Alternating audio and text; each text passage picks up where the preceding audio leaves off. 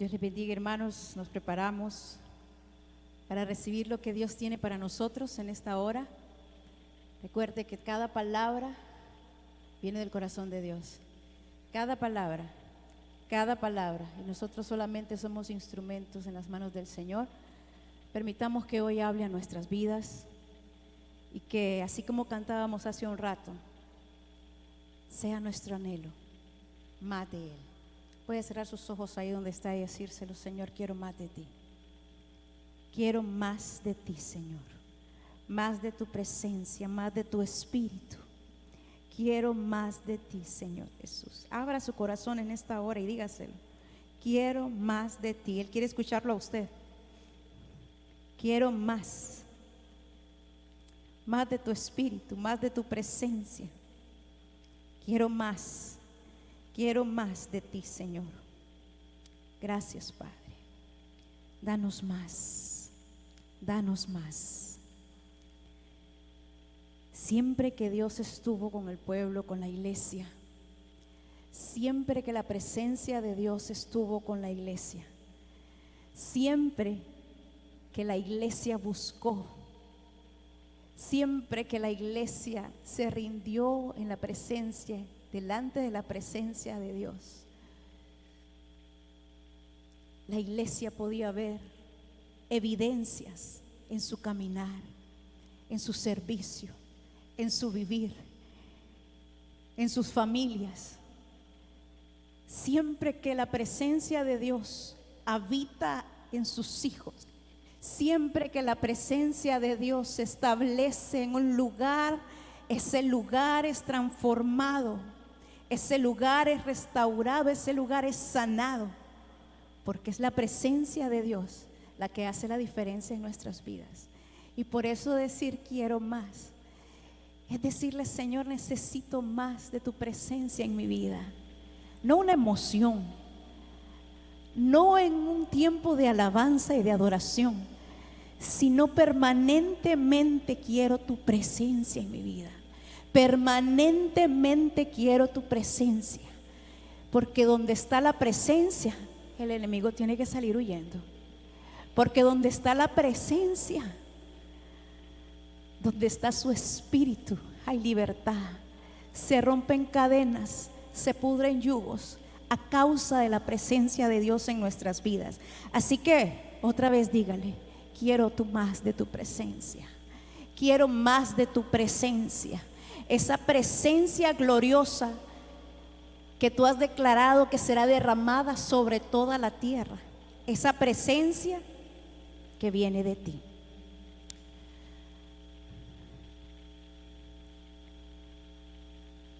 Viendo la palabra de Dios y viendo la historia de la iglesia, desde el momento en que el pueblo de Israel fue sacado a libertad de la esclavitud de Egipto,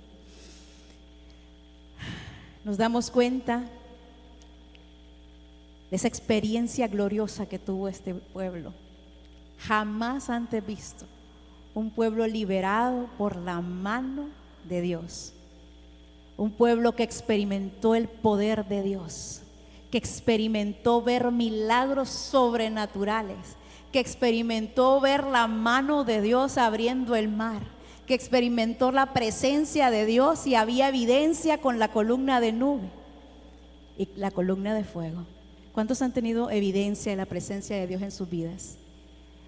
Es evidente la presencia de Dios, y este pueblo la tuvo evidente, la palpó, la tocó, la comió. Del cielo cayó maná y comieron, codornices y comieron. Vieron el poder, el milagro de Dios. Sus enemigos fueron destruidos, sus necesidades fueron suplidas, sus rebeliones fueron perdonadas.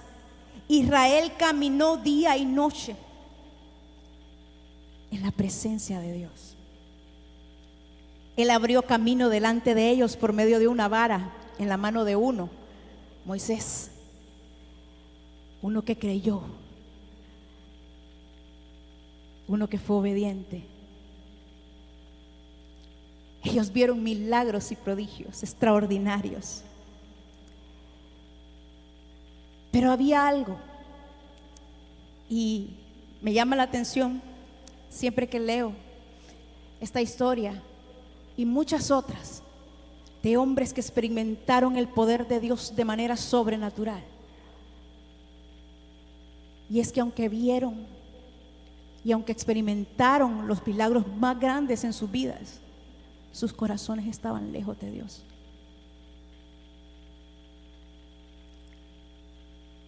Sus corazones estaban buscando el milagro, buscando ser saciados, pero estaban lejos de Dios. Un pueblo que ofrecía sacrificios, un pueblo que sabía hacer sus rituales, sabía qué debía hacer para ser perdonado y expiado de un pecado.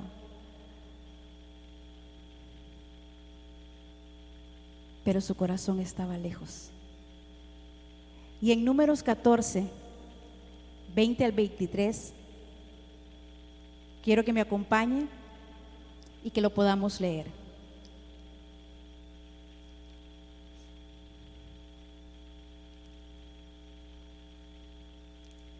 Números 14, 20 al 23.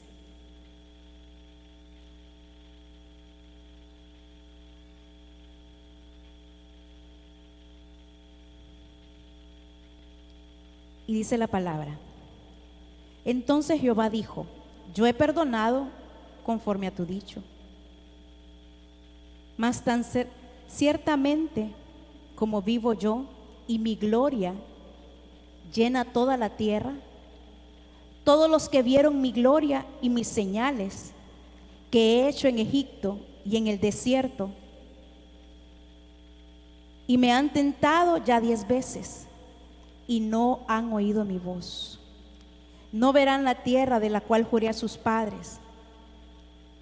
No, ninguno de los que me han irritado la verán. Qué dura palabra, ¿no es cierto? Oramos. Padre, gracias te damos en esta hora, Señor Jesús. Señor, quiero ser obediente a lo que tú pusiste. Todo lo que no sea de ti, quítalo, y todo lo que venga de ti pueda hablar hoy a nuestras vidas, Padre.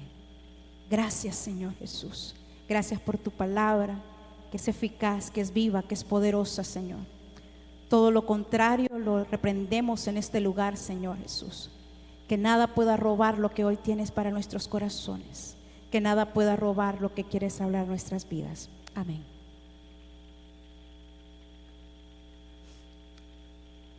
Podríamos decir del pueblo de Israel que era un pueblo que dependía de Dios, que necesitaba a Dios, pero que no tenía intimidad con Dios. Y eso a veces parece duro y parece incoherente al ver todo lo que estos hombres y mujeres miraron a su alrededor y todo lo que experimentaron a su alrededor. Pero sabe, a lo largo de la Biblia, a lo largo de la historia de la iglesia, vemos el mismo patrón, vemos las mismas circunstancias. Hombres y mujeres que experimentaron el poder de Dios en un tiempo de angustia, en un tiempo de necesidad, en un tiempo en el que clamaron y lloraron. El pueblo de Israel clamaba por libertad, clamaba porque hubiese un libertador para ellos. Y Dios trae a Moisés y los liberta. Pero hay dos cosas. El pueblo vio el poder de Dios, experimentó el poder de Dios, pero aún así no obedeció y su corazón estaba lejos del Padre. Y eso es algo que Dios ha estado hablando en este tiempo, como iglesia, y no como Iglesia El Faro. Yo sé que aquí hay gente que busca, que ora, que clama, que gime, pero como la iglesia de Cristo, como el cuerpo de Cristo, necesitamos tener una comunión íntima con Dios. Más allá de la emoción de la alabanza y la adoración un domingo, un martes, más allá de los tiempos que podemos tener acá, tu intimidad y mi intimidad con Dios, mi búsqueda, mi deseo, mi anhelo, iglesia, por su presencia como nunca antes. No es el milagro, no lo son los grandes prodigios, esas solo son evidencias que la presencia de Dios es real. Lo que hace la diferencia es tu intimidad y mi intimidad con Dios. Podemos venir todos los domingos, todos los martes, llorar porque nos emociona el canto, porque hay tristeza y en medio de ese canto podemos desbordarnos. Pero cuando hay intimidad, cuando hay una relación con Dios, no necesitamos un canto para quebrantarnos. No necesitamos un lugar en específico, porque lo que Dios quiere es una comunión directa con Él. Y eso es lo que como iglesia muchas veces nos hace falta, una comunión íntima con Dios, una comunión íntima con Él, un deseo ardiente de su presencia, un deseo ferviente de su presencia, de su palabra, de su espíritu, que arda en nosotros ese deseo y ese anhelo por su presencia.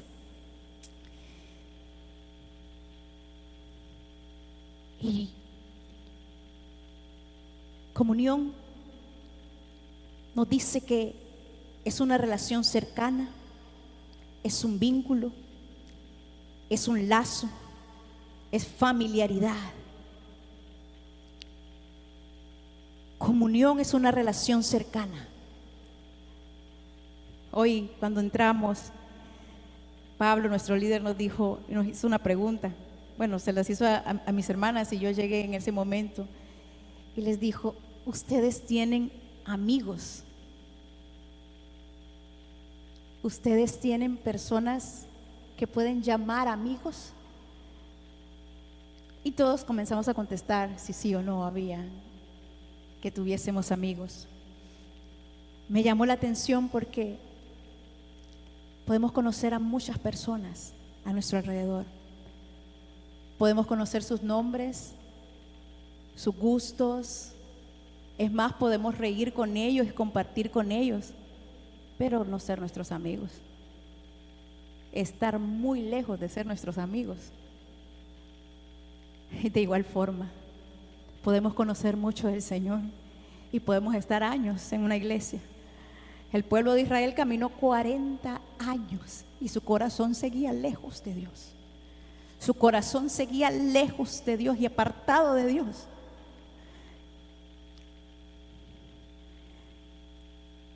Y esa es una palabra que muchas veces no nos gusta escuchar. O una pregunta que no muchas veces nos hacemos: ¿cuál es mi relación con Dios? ¿Te la has hecho alguna vez? ¿Cuál es mi relación con Dios? Pero antes de poder explicar o darnos esa respuesta, quiero que podamos ver 3 cosas con las que podemos desarrollar comunión íntima con Dios, porque la necesitamos. Necesitamos conocer el corazón de Dios. Necesitamos tener intimidad con Dios, iglesia. Su presencia es lo que nos hace vivir. Su presencia es lo que nos hace vivir, respirar. Es su presencia, la evidencia de su presencia en nuestras vidas. Y una de las cosas, ¿cómo podemos desarrollar comunión íntima con Dios? Es a través de la palabra. La palabra de Dios desarrolla y es evidencia de la comunión íntima con Dios en nuestras vidas. Quiero que me acompañe al libro de Josué. ahí atrasito.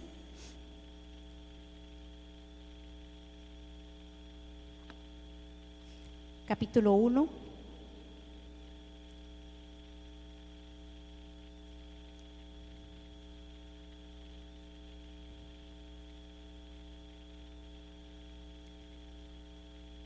Versículo del 7 al 9. Para todos es conocida esta historia. Josué se levanta después que muere Moisés, el libertador de Israel, y Dios le dice: levántate. Y le da instrucciones. Tú harás que este pueblo pase a la tierra que yo les prometí. Pero específicamente en el versículo 6, 7 y en adelante, le dice: nada te podrá hacer frente, el 5, perdón, nada te podrá hacer frente en todos los días de tu vida. Como estuve con quién, le dice, estaré contigo, no te dejaré. ¿Qué más dice? No te desampararé. Es decir, la promesa es: mi presencia estará contigo como estuvo con Moisés. Mi presencia estará contigo. Y esa promesa es para nosotros. Su presencia estará conmigo. Puedes decirlo: su presencia estará conmigo. Solamente le dice en el 7: esfuérzate y sé muy valiente para cuidar de hacer conforme a toda la ley de tu siervo Moisés te manda. No te apartes de ella ni a diestra ni a siniestra, para que seas prosperado en todas las cosas que emprendas. Nunca se apartará de tu boca este libro de la ley, sino que de día y de noche meditarás en él, para que guardes y hagas conforme a todo lo que en él está escrito, porque entonces harás prosperar tu camino y todo te saldrá bien. Mira que te mando que te esfuerces y seas valiente. No temas ni desmayes, porque Jehová tu Dios estará donde quiera que vayas. Mi presencia estará contigo. Mi presencia estará contigo. Qué promesa, la presencia de Dios.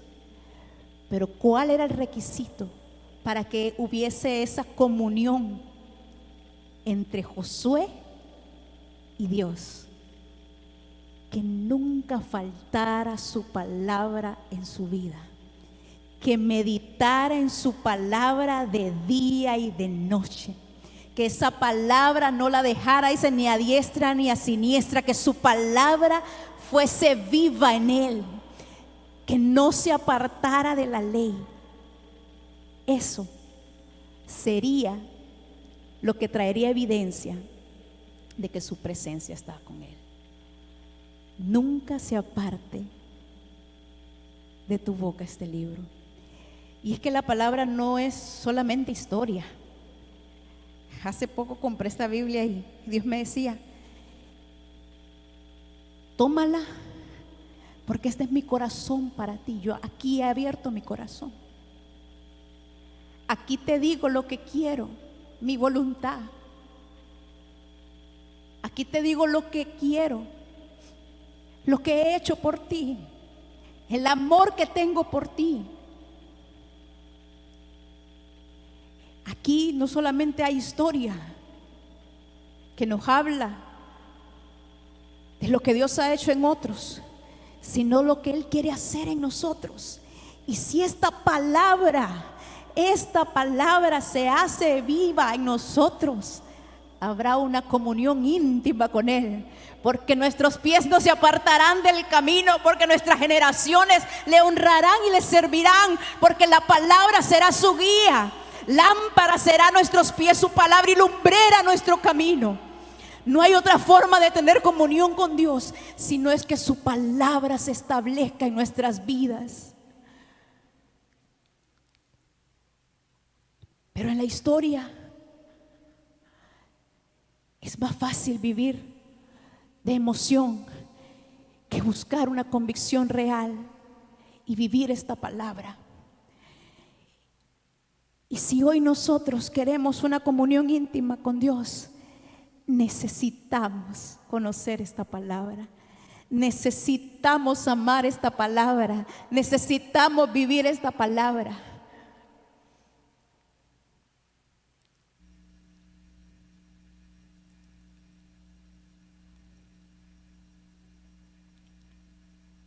Amo tu palabra, Señor. Puedes decírselo, amo tu palabra. Amo tu palabra, Señor. Amo tu palabra porque me revela tu verdad, tu persona, me revela quién eres.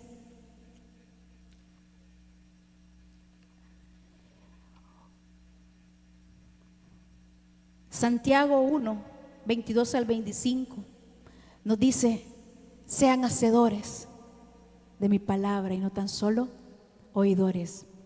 Puede buscarla en su casa. Algunos nos lo vamos a saltar, pero apúntelo y búsquelo en su casa. Santiago 1, 22 al 25. Deuteronomio, este sí lo vamos a buscar, Deuteronomio 32, ahí atrásito.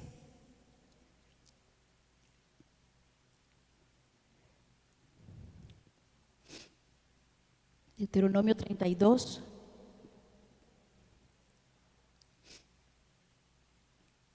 44 y 47.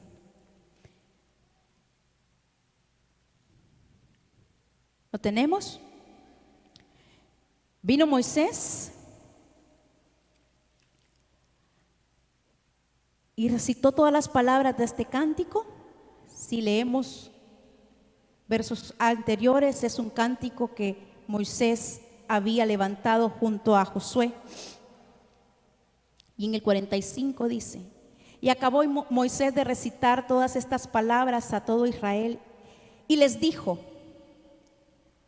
aplicad vuestros corazones a todas las palabras que yo os testifico hoy, para que las mandéis a vuestros hijos, a fin de que cuiden de cumplir todas las palabras de esta ley.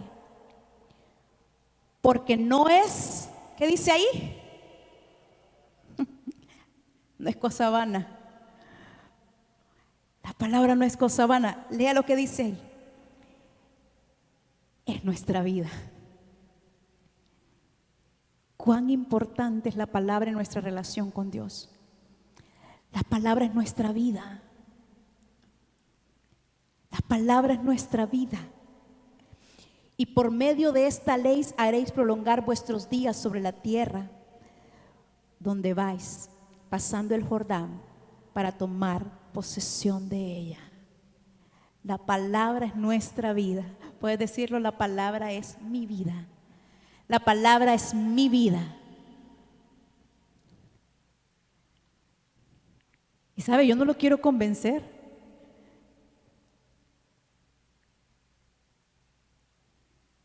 En esta hora yo no lo quiero convencer. Quiero que como iglesia podamos entender algo. Podemos vivir llenándonos de conocimiento y recibiendo de otros, de lo que ha sido revelado a otros. O podemos nosotros recibir por medio de la palabra de Dios este regalo de vida. La palabra es mi vida. Es mi vida. Número 2. Vamos a ir rápido. La oración.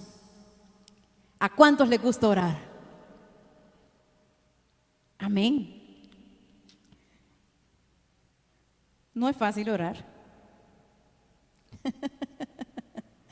No es fácil orar. Así como leer la palabra.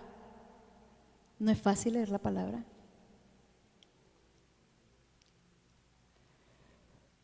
Pero la oración es necesaria para poder tener una comunión íntima con Dios en nuestras vidas. Quiero hablar rápido del testimonio de Ana en 1 de Samuel, capítulo 1.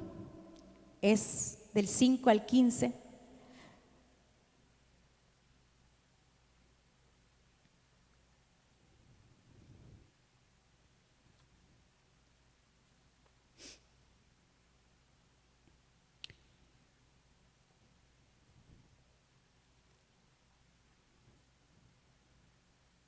Conocemos la historia de Ana. Ana era una mujer estéril con conocimiento de Dios.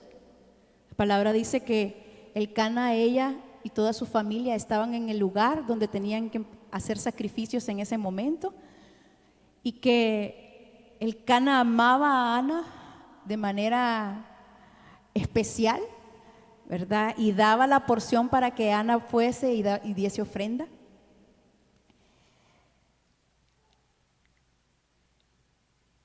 Pero hay algunas cosas que la palabra dice de Ana. La palabra describe a Ana como una mujer irritada, enojada, entristecida y afligida. ¿Será una descripción para un cristiano? Pero así la describe. Vamos a leerlo.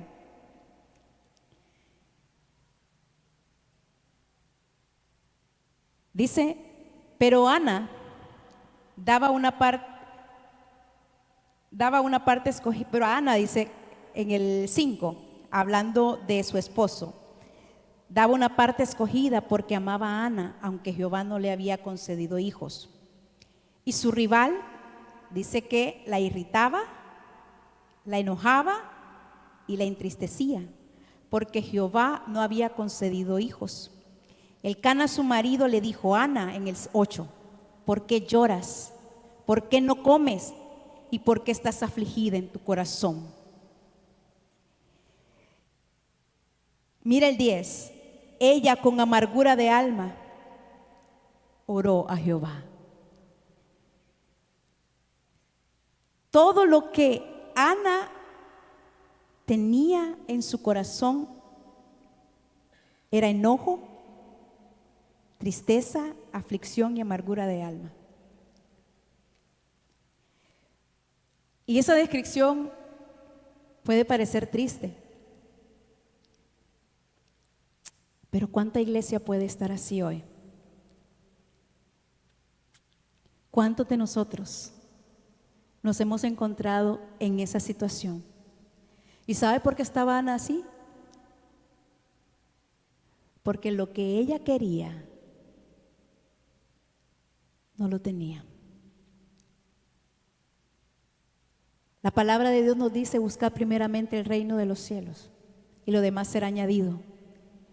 En esta oportunidad Ana hizo lo contrario, y por eso había amargura en su corazón, porque ella estaba buscando la promesa antes que deleitarse en el Señor. Pero en ese mismo versículo dice: Ana oró a Jehová. Ana oró a Jehová. Y esa decisión de Ana en el versículo 15 de derramar su alma delante de Dios en oración lo cambió todo. Aquella mujer que entró a la presencia de Dios haciendo rabieta, dice la palabra, que no comía, que lloraba, que se quejaba, que se irritaba, que pasaba amargada, frustrada, toma la decisión de ir a la presencia de Dios. Y dice que oró al Señor y derramó su corazón delante de Él.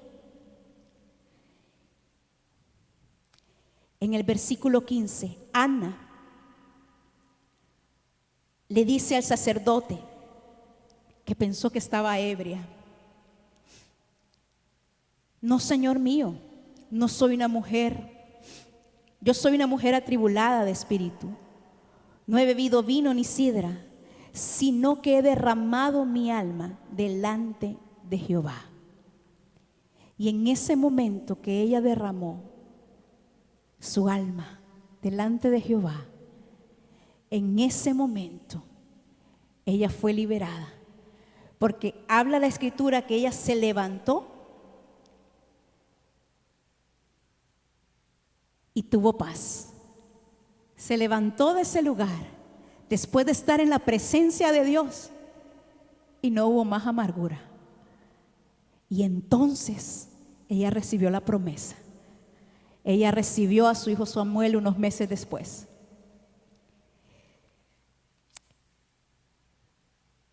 ¿Qué podemos nosotros tomar de esta palabra en la presencia de Dios, en nuestra búsqueda íntima con Dios, cuando vamos a su presencia y derramamos nuestro corazón, ahí hay sanidad y hay libertad. Por eso es necesaria la oración en el cuerpo de Cristo. Por eso es necesario buscarla. Orad sin cesar, dice la palabra. Orad sin cesar en todo tiempo y en todo momento. Orad, orad, orad sin cesar. Orad sin cesar. Y en la oración hay libertad. En la oración hay libertad. En el venir ante su presencia y libertad. Y por último, la alabanza y la adoración. La alabanza y la adoración, pero no como la conocemos. No solo de música. Nuestra música es un medio nada más para alabar al Señor y adorar al Señor. Pero de la alabanza y la adoración que la Biblia nos habla es esa que levantamos por gratitud a Dios. Ana, si usted sigue leyendo la historia de Ana, después de todo lo que pasó, decide entregar lo mejor al Señor. Y cuando nosotros entregamos lo mejor al Señor, esa es alabanza y adoración. Para tener una comunión íntima con Dios, necesitamos entregarle lo mejor a Él. Lo mejor de nuestra vida, de nuestro tiempo, de nuestra fuerza. Y Ana entregó a su hijo para que sirviese en la casa del Señor. Por lo que por mucho tiempo había estado triste. Por lo que por mucho tiempo había estado frustrada, enojada. Pero que al final, cuando de verdad conoció ese lugar de intimidad, ya no era tan importante lo que había recibido, sino darle al Señor lo mejor que había en ella, y fue su hijo. Quiero que me acompañe al libro de Juan, capítulo 12, 1 y 8.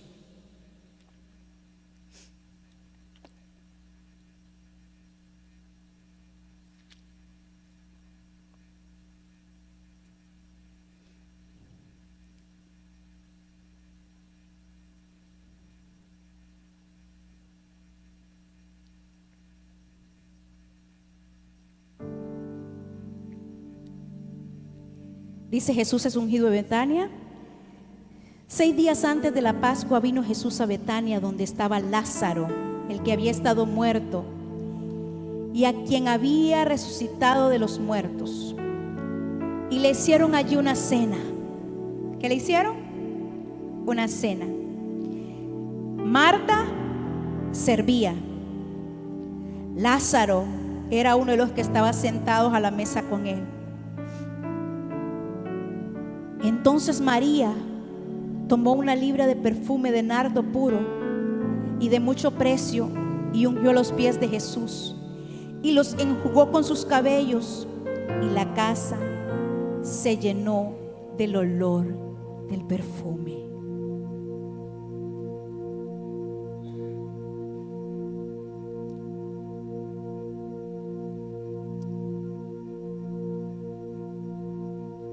Casi siempre hablamos de María, la que derramó el perfume. Pero Marta y Lázaro también estaban ahí.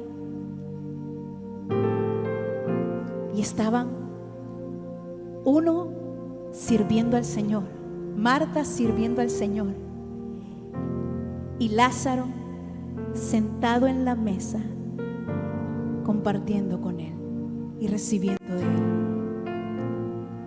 Cuando hablamos de adoración, hablamos de nuestro servicio al Señor. Cuando hablamos de gratitud, por lo que Dios ha hecho en nuestras vidas, es cuando hay alabanza y adoración en nuestra vida para Dios. El que podamos tener la palabra de Dios en nuestra vida, el que podamos tener una vida de oración en nuestra vida, pero también es necesario para tener una comunión íntima con el Señor, poder estar agradecidos. Y estos tres estaban agradecidos. Marta, Lázaro y María estaban agradecidos porque habían visto el milagro. Jesús había levantado de los muertos a Lázaro y hoy hacían un banquete y uno servía y uno estaba deleitándose a la mesa recibiendo su palabra, y otro derramó el perfume sobre sus pies. ¿Y sabe qué me llama la atención de esto? La verdadera adoración no fue derramar el perfume. Esa sola fue una evidencia pública. María ya había derramado su corazón delante de él, y esa fue la verdadera adoración y alabanza. El perfume solo fue la evidencia de esa intimidad, de esa gratitud, de esa relación y esa familiaridad que tenían estos tres con el Maestro.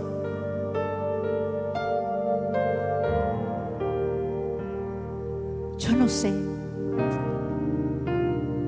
si este mensaje le está hablando a alguien, pero a mí me ha hablado mucho esta palabra.